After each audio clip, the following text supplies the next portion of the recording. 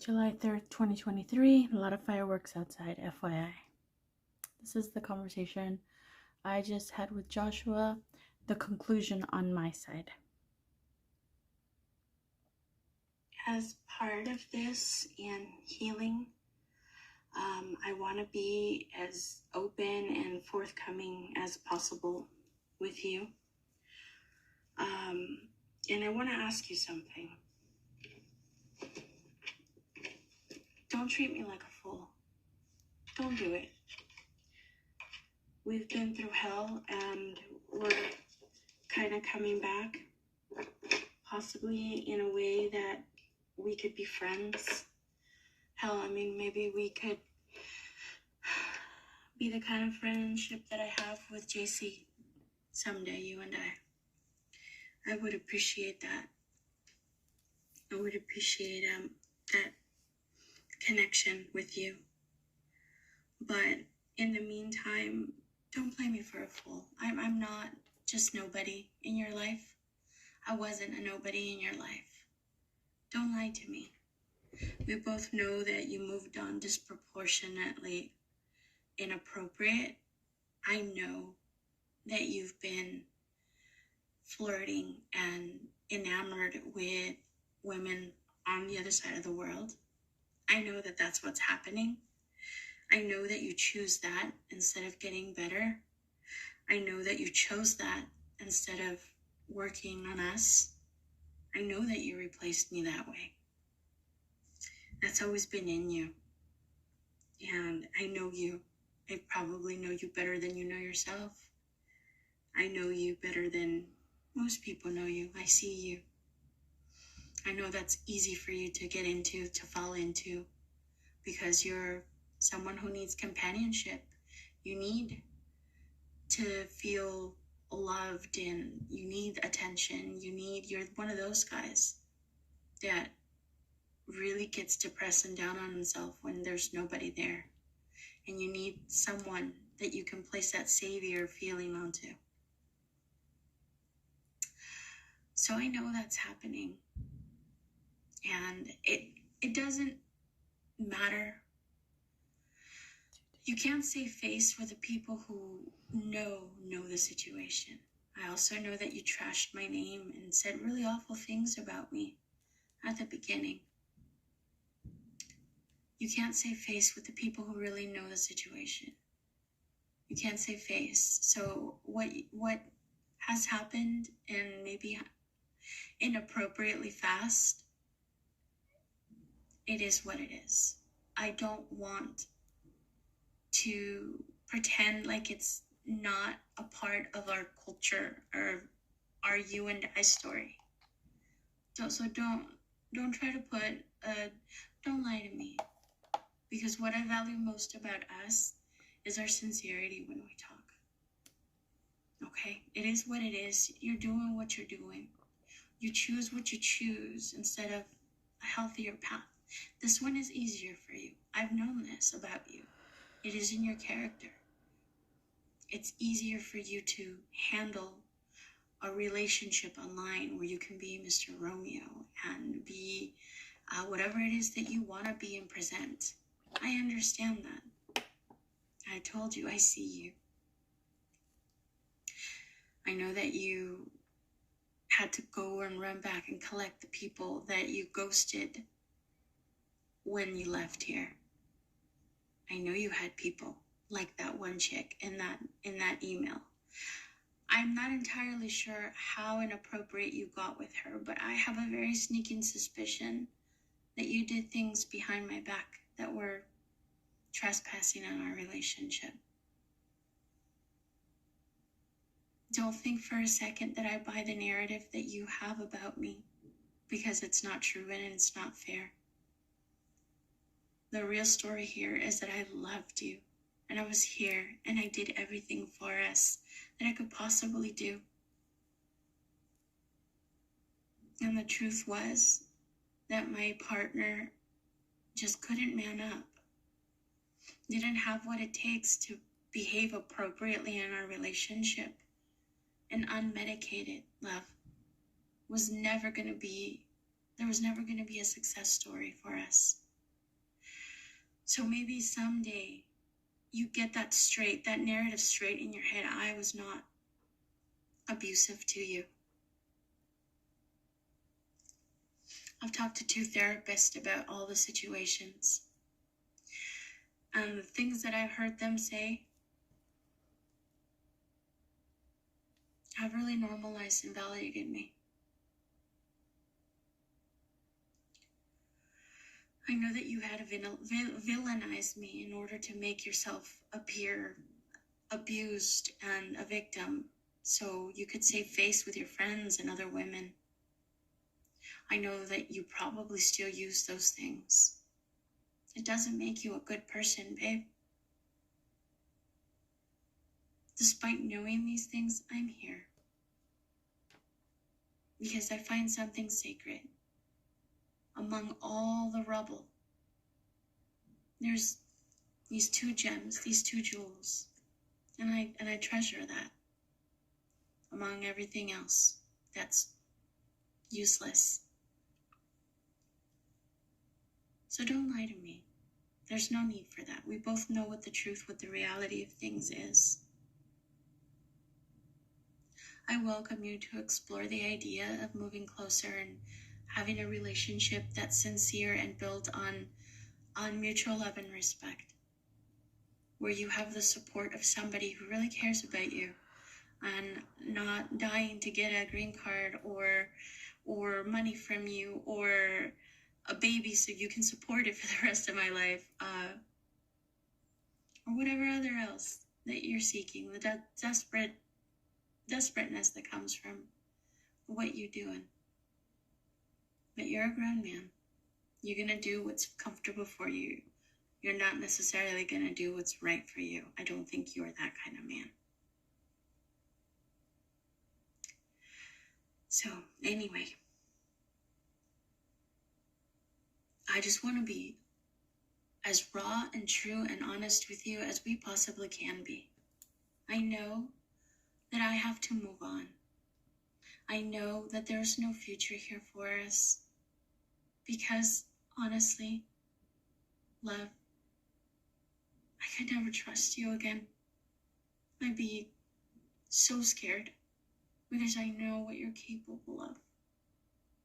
The best I could do is be close to you and love you from a distance because I know what you're capable of. I know your tendencies. And it was pretty atrocious, babe, what you were capable of. I think I cut you a lot of slack because of your condition, but it is your responsibility to treat it. It is untreated, and it's because of you that's untreated. So you can't just ride on that. Take what you want from this. Take what resonates with you. But know that this is how I see you. If you want a relationship like the one I have with JC, where we love and honor each other, and we're here for each other through the shit that other people put us through, I'm here for you, and I'm solid like that. But you have to be here for me too, and be solid like that, and know that for me, you tell me the truth, as uncomfortable as they are. You don't lie to me. I'm that one woman in your life you don't lie to, because I see you anyway. So if you accept those terms, I'm healing, you're healing. I think we're going to have a really awesome friendship moving forward. And why wouldn't you want that? I don't want to lose you. I think you don't want to lose me either. I know that I will move on. I can't at the moment with people. I find it inappropriate, but that's me. But I know that I have to, and I will move on. And I will find my Joshua somewhere else. Someone that wants me and not someone across the world. Someone that wants to work on our relationship and wants my love and wants my kisses and wants my hugs and wants my adoration of them and wants all those adventures with me. And it's okay that you didn't want them. It's okay. That's what I'm working on healing, baby. I don't judge you for these things. I just hope that you find something that's healthy for you. That you find someone that's good for you. And that the only thing they want from you is to see you happy. But first, you have to really want to heal. And if these women around the world make you happy, okay. But you know what? You need to focus on healing too. You can't put that off because you're enamored with someone on the other side of the world. You don't have what it takes to bring that woman to this country, to deal with immigration and immigration questions and the money that it takes to bring that woman over here. So why are you getting her hopes up? Why are you breaking her heart too? Don't be like that. Get in touch with your feelings. You've had a lot of heartbreak in your life, a lot of trauma in your life. I get it. You're kind of blocked. Therapy. Be open. Be vulnerable. Be receptive. There's such a beautiful soul inside of you. I see you. And I'm talking to that soul. The soul I fell in love with. Past your manic eyes, past your behaviors, past your confusing thought process. Like that poem said, you used to have a soft and kind smile. I see you. I see your wounded child. Require more of your self-love. You know what worries me, baby? The statistics. I asked you not too long ago, would you please watch a video? Would you watch it? And you never replied. But in that video, there was something that put me in a panic, and that's why I sent it to you, even though we had no contact. In that video, it talked about, it was a self-care video, but it had a lot of different montages on it. It was talking about the statistics, this doctor, this specialist, talking about the statistics of suicide and why people commit suicide at our age more so than 30s, and maybe 20s is kind of also another stage in life where people commit suicide, but a lot of people end up committing suicide at 40s and 50s. And it was a simple reason for that. That when you leave mental health untreated, like bipolar 1 is like cancer. It deteriorates your brain. The longer you put it off, the more it deteriorates your brain. And when you allow something like bipolar 1 to deteriorate your brain, your thought process goes, your cognitive skills, the way you decipher the world, the way you process the world. And the most important part is that the coding that protects our nervous system gets eaten away. Hence, we start experiencing panic attacks. When that coding gets eaten away enough, we lose our ability to discern between right and wrong. We lose our ability to discern between what's appropriate thinking and what's not. Baby, I really think you're very damn close to that, if not already there. And I want you to take that as serious as that fucking firework outside.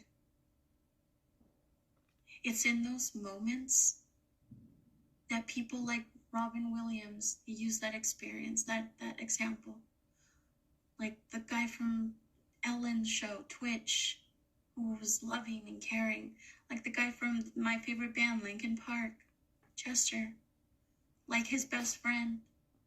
All committed suicide in their late 30s to 40s.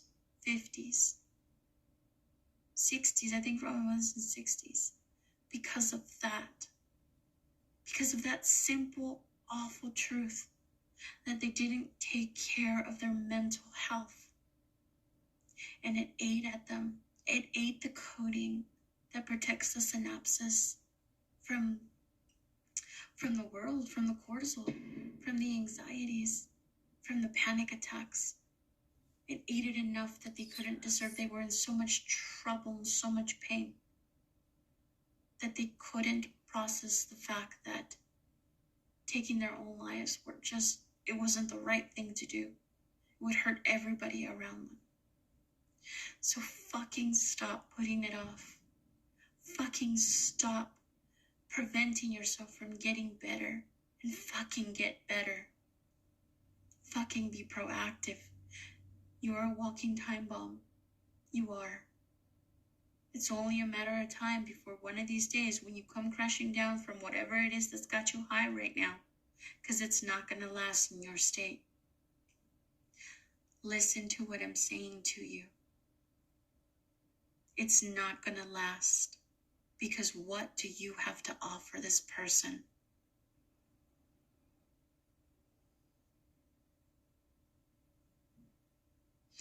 Unless you fix yourself, unless you start walking a right path, you're always going to hurt and damage the people around you. They're always going to come to a point where they say, this guy is off. There's something wrong. Aren't you tired of that? You know I wrote your lyrical poetry. You know I did. Stop running and face it. There's nothing to be ashamed about. Work on it. Make that your priority. Like drinking water, like breathing. Your mental health is the most important, because it controls everything in your life. I couldn't be more serious. I couldn't care and love you more than to sit here with my time to say these things to you. Because no other fucking person knows you like I do. And I believe no one else has the capacity to tell you these things. Know, love, that as I move on in life with somebody else, with whatever, as I find my partner, as I get married, I move on from this. Know that there was a moment in time that my attention was on you. And I cared about you, and I wanted to see you succeed. I want to be able to look at this messenger one day and maybe even have you on my Facebook and see that you're happy, see that you're healthy, and not just bullshit, but real deal stuff. I know you have it in you because I see your wounded child. Connect with all the things that have hurt you. Connect with all the things that you have lost, like your sister, like your mother, like your father, emotionally. Get a therapist. Be proactive. Get on medication that's gonna give you your life back. Because what you do isn't a life, baby. You've just been used to it this way. That's why you find comfort in it. That's why you go back to grimy shit. What we had was real, and it was beautiful, but it was uncomfortable because it required you to grow. It required you to ascend. And that was shit that you didn't even understand, baby. That is shit that makes you like, what the fuck? Makes you have to change to be at that level. You absolutely can. But you have to address those issues first.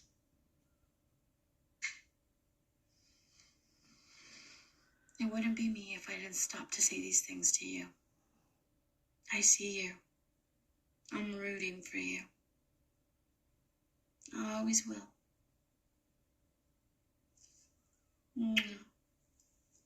You have a great time with whomever it is that is making you happy right now. But use that, propel yourself forward in a positive way. Use it, because it's not going to last. And we both know it. And bitch, I'm no one's second choice. Love you.